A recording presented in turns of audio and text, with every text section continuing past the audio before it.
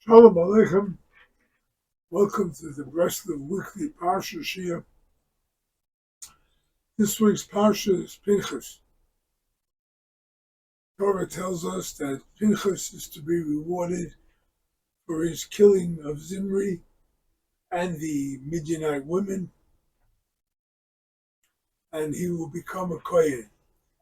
Pinchas was born before Aaron was announced to be Kohen, Aaron and his family, so he wasn't in the realm of being a Kohen. And he was rewarded to be a Kohen, one who serves Hashem. Pinchas later on, in the time after Moshe Rabbeinu passed away and Yeshua took over, he was a prophet. There are midrashim that say Pinchas is Eliyahu Hanavi. He lived from the time of Yetzias Mitzrayim until Eliyahu ascended to heaven without ever dying. Because Pinchas took up for Hashem's honor. That's what happened. He did something for Hashem's honor. Now let's first a little bit review the weekly Shia Parsha, and then I'll speak more about the union of Pinchas. Torah starts off with Pinchas being rewarded. Then it talks about how the Jews should battle the Midianites, actually battle. Then it talks about the the census of the Jewish nation.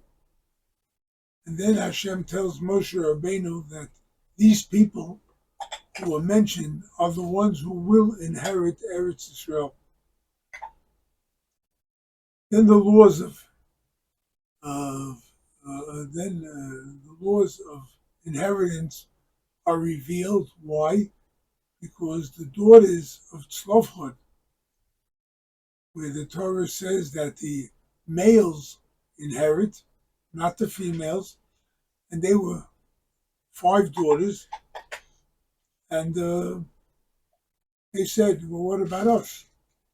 We have no brothers. Do we inherit the land or not?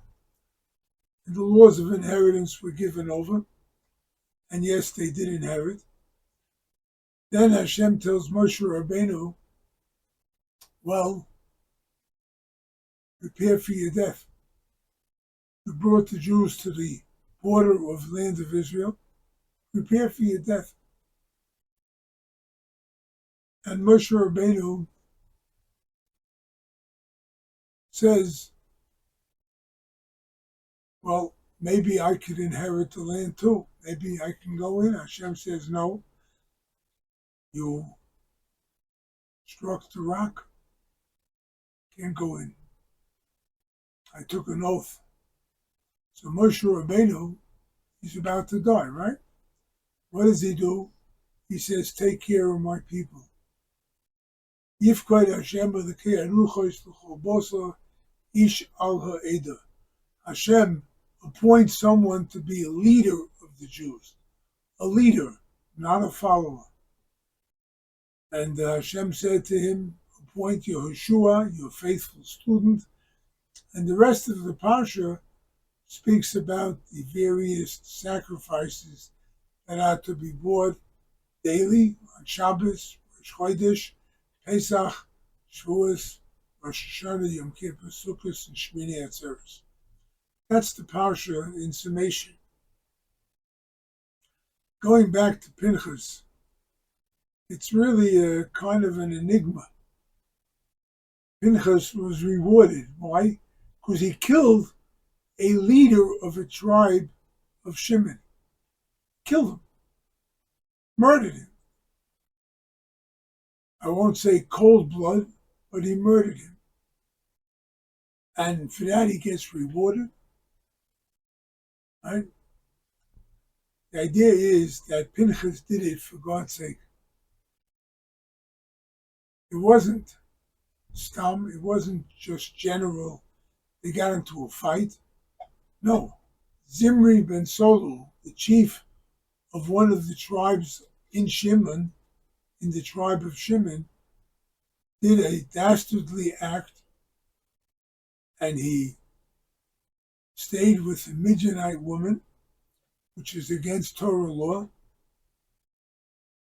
and he defied Moshe Rabbeinu. He challenged Moshe Rabbeinu. Now, just a few weeks ago, we had Parshas Korach. Korach defied Moshe Rabbeinu too. He was swallowed up by the earth. Korach's defying Moshe Rabbeinu goes down in history as a classic violation of human rights, of decency, of respect for a leader. And the situation at that point, when Zimri was defying Moshe, was also one of those moments. And it required action on the spot. No questions asked. The guy is violating the Torah law. He's violating the sanctity of the Jewish nation. He's got to be taken away, get rid of from the earth, so that he doesn't cause any more damage or friction. As it were, 24,000 people from the tribe of Shimon passed away. That's as Rashi explains. So we have a problem here. When do we act in God's name? There's a lot of people who act in God's name, and may Hashem spare us from them too. Rabbi Nachman has a lesson 12 in the second part of Likutei Moharan, and he says there are many people that present themselves as leaders of the Jewish nation. Many. And they're spokesmen for the Jewish nation. And they tell you what the Jews should be doing and all that. Are they right or wrong? How do you know? Rabbi Nachman tells us how you could tell for yourself and therefore of anybody else whether or not that they're acting on their behalf or on behalf of Hashem.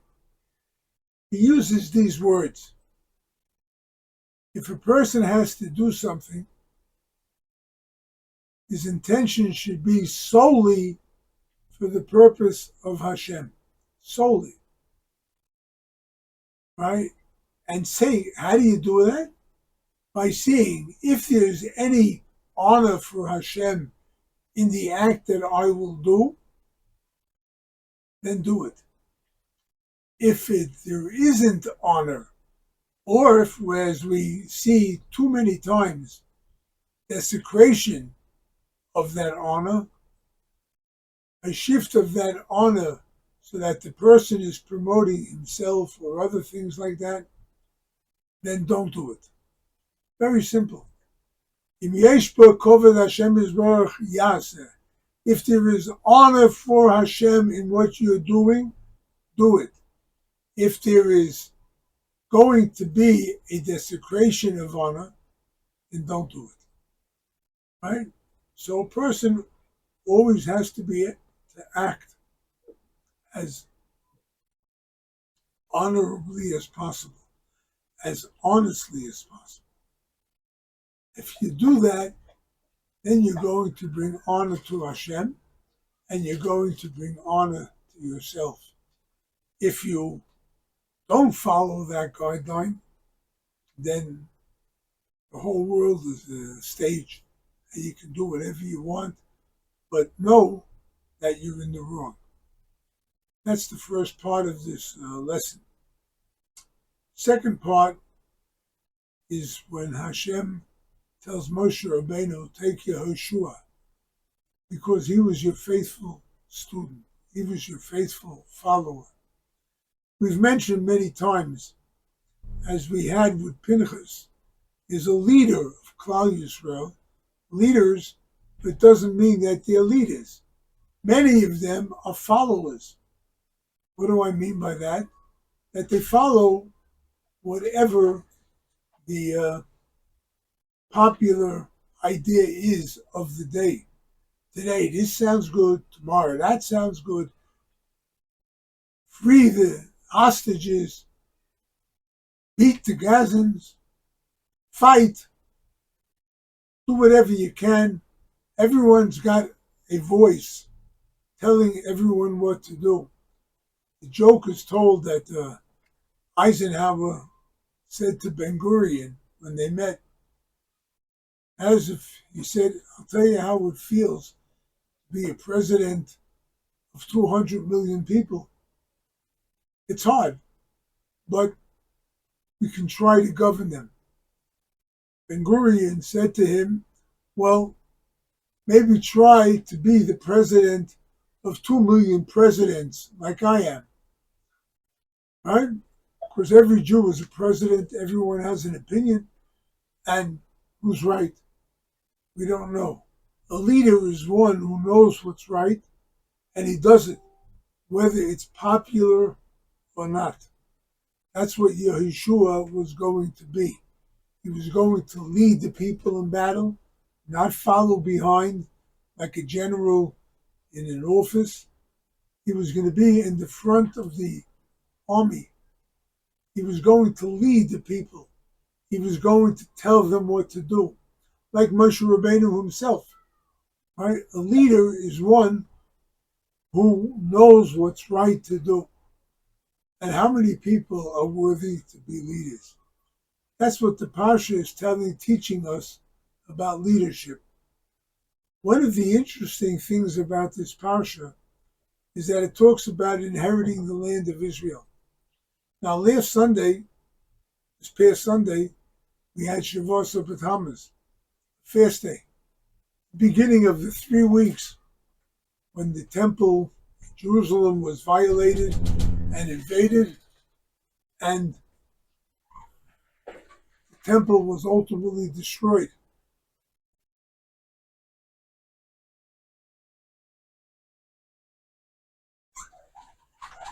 Rav Nosson says it sent us out into exile. We're in exile. It's rough. How do we know we're going to get back to Israel? So Rav Nosson writes, take a look at the 3 Parshas, Pinchas, Matas Masai, and Dvarim. They all come out in the 3 weeks, always. They're in the 3 weeks, and they all speak about going up and inheriting the land. Rav Nosson says, even in our darkest moments, never give up, because we will return to the land. And Baruch Hashem, in our generation, we merit to see a return to the land, a rebuilding of the land of Israel, and in Yetzer Hashem, we will merit to see the coming of Mashiach, B'Meinu B'Yameinu, Amen. Thank you for watching these videos. I hope they help. I hope they contribute to your Shabbos. I hope they contribute to understanding the Parsha. We hope that you will tell others about these shiurim, and we hope that the word of Rabbi Nachman and Rabbi Nosson will spread all over the globe, and people will all return to Hashem, and will all be able to bask in the joys of the coming of Mashiach, building of the Beis HaMikdash, the ingathering of the exiles. Amen.